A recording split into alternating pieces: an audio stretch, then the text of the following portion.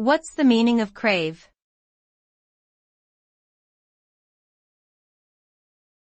Crave.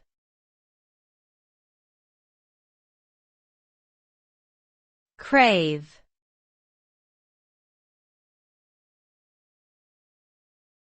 Crave.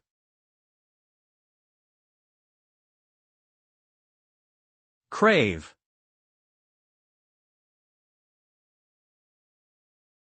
The word crave means to have a strong desire for something, usually something that one cannot easily obtain or acquire. It is an intense feeling that can lead to a sense of urgency or desperation.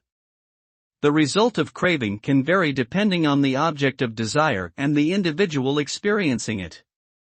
Some may feel satisfied and fulfilled once they have obtained what they crave, while others may experience a sense of emptiness or disappointment if their craving is unfulfilled.